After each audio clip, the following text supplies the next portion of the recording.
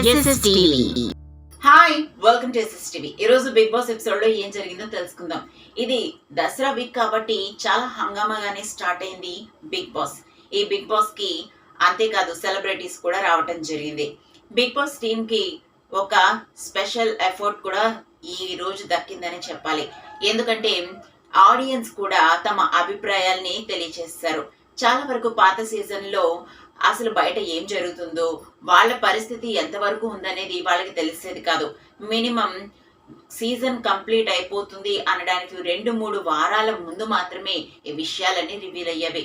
కానీ అగ్ని పరీక్ష ద్వారా లోపలికి వెళ్ళిన దివ్య ద్వారా కొంత, అలాగే ఇప్పుడు జనాలు ఇచ్చిన రేటింగ్స్ ద్వారా కొంత, హౌస్ లోని హౌస్ మేట్స్ కి వాళ్ళ హౌస్ లో ఉన్న పొజిషన్స్ గురించి బాగా క్లారిటీ వచ్చింది.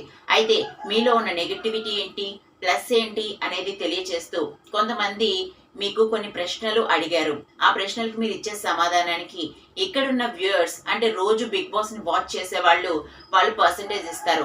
దాన్ని బట్టి మీ సిచ్యువేషన్ ఏంటనేది మీరు గెస్ట్ చేసుకొని జాగ్రత్తగా ఆడండి అని చెప్పి నాగార్జున అందరికీ హింట్ ఇచ్చారు. ఆ తర్వాత వాళ్ళు కంటెస్టెంట్స్ కి రాసిన లెటర్స్ ని ఒక్కొక్కరి తరపున చదవడం స్టార్ట్ చేశారు. రీతుకి చదువుతూ, మీరు ఎందుకు గేమ్ ని మీ ఓన్ గా ఆడకుండా డెమాన్ మరియు కళ్యాణ్ తో ఆడుతున్నారు, వాళ్ళ మీద ఎఫర్ట్ ఎక్కువ పెడుతున్నారు, మీ గేమ్ మీరు చూసుకోకుండా వాళ్ళతోనే ఉంటున్నారు, ఇది కరెక్ట్ గా అనిపిస్తుందా అని అడిగారు. దానికి రీతు, నాకు డెమాన్ పవన్ తో అయితే ఒక స్పెషల్ బాండింగ్ ఉంది, అది ఫ్రెండ్లీగా మాత్రమే, కానీ నేను నా వరకు ఆటకి 100% ఎఫర్ట్ ఇస్తున్నాను అని చెప్పేసి రీతు అంది. దానికి అక్కడ కూర్చున్న commoners and Bigg Boss watchers మీరు పాయింట్స్ ఇవ్వండి అనగానే ఎక్కువ నెగటివిటీనే ఇచ్చారు. అంటే రీతును మార్చుకోవాల్సింది చాలా ఉందని చెప్పారు.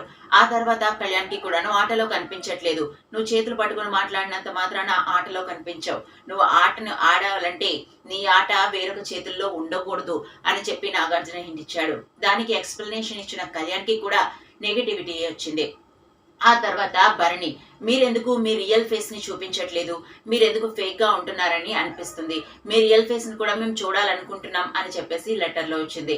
దానికి భరణి ఎక్స్ప్లెనేషన్ ఇచ్చుకుంటూ, నేను కామ్ గా ఉంటున్నాను అంతే, నా రియల్ ఫేస్ కూడా ఇదే, నేను సీరియల్స్ లో విలన్ గా నటించి ఉండొచ్చు, కానీ నార్మల్ గా నేనంతే ఇంతే, కొంచెం కోపంగా ఉంటాను, కానీ ఆ కోపాన్ని కూడా నేను ఇక్కడ ప్రదర్శించనని మా మామ్ కి గురువుకి మాట ఇచ్చొచ్చాను అని చెప్పగానే అందరూ కూడా భరణికి రేటింగ్ ఇచ్చారు. ఆ రేటింగ్ లో భరణి అయితే పాజిటివిటీని పొందాడు, అంటే భరణిని ఎక్కువ మంది నమ్ముతున్నారని.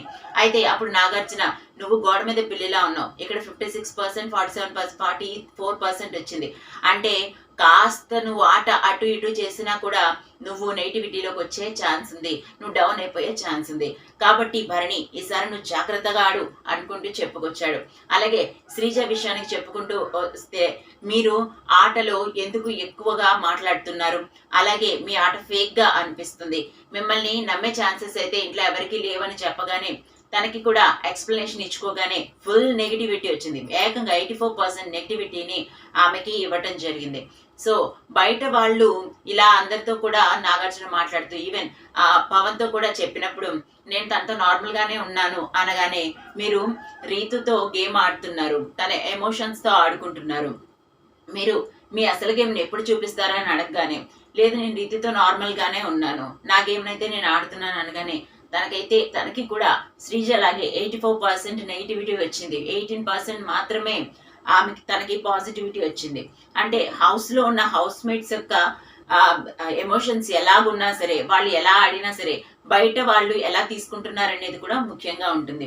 సో వాళ్ళ ఆట మీద ఒక క్లారిటీ అనేది వాళ్ళకి వచ్చింది. సో ఇవన్నిటిని దృష్టిలో పెట్టుకుని వాళ్ళు ఇక ముందు ఎలా ఆడతారో అనేది చూడాలి. దసరా కాబట్టి బిగ్ బాస్ అంతా మంచిగా ఆటలతో పాటలతో సాగిందని చెప్పాలి. దేతడి హారిక వచ్చి కోయిలమ్మ సాంగ్ కి డాన్స్ వేసింది. అలాగే ఓజీ మూవీ సాంగ్స్ ని కూడా స్టేజ్ మీద ప్రజెంట్ చేశారు. మూవీ టీం అయినా తెలుసు కదా, మూవీ టీం సిద్ధు జొన్నలగడ్డ, శ్రీనిధి, అలాగే రాశి కన్నా, ఇంకా వైవ హర్ష, మొత్తం టీం అంతా దిగారు.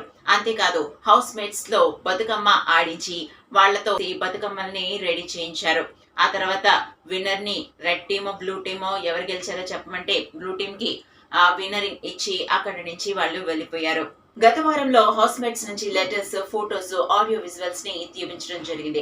అయితే కొంతమంది అవకాశాన్ని కోల్పోయారు. అయితే ఇప్పుడు దసరా సందర్భంగా నాగార్జున ఒక్కొక్కరికి టాస్క్ల తర్వాత లేదా పర్ఫార్మెన్సెస్ తర్వాత లేదా కొన్ని టాస్క్లు ఇచ్చి గెలిచిన తర్వాత అవకాశాన్ని ఇచ్చారు.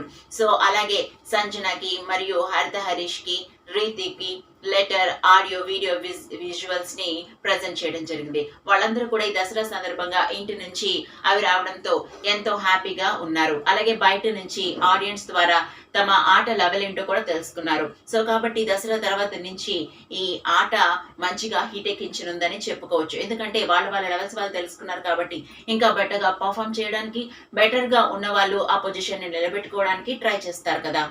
తర్వాత కెప్టెన్సీ టాస్క్ ని చేయటం జరిగింది. కెప్టెన్సీ టాస్క్ ఏంటంటే, ఎందుకంటే ఎమాన్యుయల్ సంజన కోసం కెప్టెన్సీని వదులుకున్నాడు కాబట్టి ఇప్పుడు హౌస్ కి కెప్టెన్ అవసరం. ఆ కెప్టెన్సీ టాస్క్ లో వాళ్ళందరికీ బుట్టలు ఇచ్చారు. ఆ బుట్టల్లో హౌస్ లో ఉన్న వస్తువుల్ని చూపించడం జరుగుతుంది స్క్రీన్ మీద. ఆ హౌస్ లో ఉన్న వస్తువుని చూసి, ఆ స్క్రీన్ లో చూపించిన వస్తువుని చూసి హౌస్ లో అది ఎక్కడుందో తెలుసుకొని తెచ్చి బుట్టలో వేయాలి. ఇది గేమ్.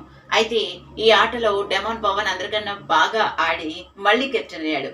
డెమాన్ పవన్ కెప్టెన్సీ సాధించడం ఇది రెండోసారి కూడా నేను అవుతానని ఎమాన్యుయల్తో అన్నట్టుగానే డెమాన్ కెప్టెన్ అయ్యి చూపించాడు. అయితే ఆ తర్వాత ఇప్పుడు ఎలిమినేషన్ టైం వచ్చేసింది. చివరిగా కళ్యాణ్ మరియు ప్రియా మిగిలారు. అయితే అందరూ కూడా కళ్యాణ్ ఆటని తప్పు పట్టుతుండడంతో కళ్యాణ్ వెళ్ళిపోతాడని అందరూ అనుకున్నారు.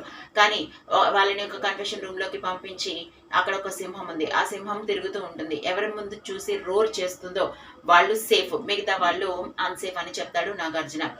సో అలాగే ఆ సింహం తిరిగి కళ్యాణ్ వైపు చూసి రోర్ చేసిన వెంటనే కళ్యాణ్ పూర్ణ ఏడుస్తూ ప్రియాని పట్టుకున్నాడు. ఎందుకంటే కళ్యాణ్కి ప్రియానికి హౌస్ లో మంచి బాండింగ్ ఉంది. తనకి మంచి ఫ్రెండ్ ప్రియా. తను వెళ్ళిపోవడాన్ని కళ్యాణ్ అసలు తట్టుకోలేకపోయాడు. ఏడుస్తూనే ఉన్నాడు. ఇది ఎప్పుడైనా జరగాల్సిందే కదా, ఎవరొకరు ప్రతి వీక్ ఎవిక్ట్ అయిపోయి వెళ్ళిపోవలసిందే. సో ఇదేం పెద్ద ప్రాబ్లం కాదు, నేను బయట నుంచి సపోర్ట్ చేస్తా, బాగా ఆడని చెప్పి ప్రియా ఇంట్లోంచి బయటకు వెళ్ళడం జరిగింది. అంటే థర్డ్ వీక్ ఎలిమినేషన్ దసరాకి ప్రియా ఎలిమినేట్ అయ్యి ఇంటికి వెళ్ళిపోయింది అనమాట. మరిన్ని ఇంట్రెస్టింగ్ అప్డేట్స్ కోసం చూస్తూనే SSTV. Like, share, subscribe.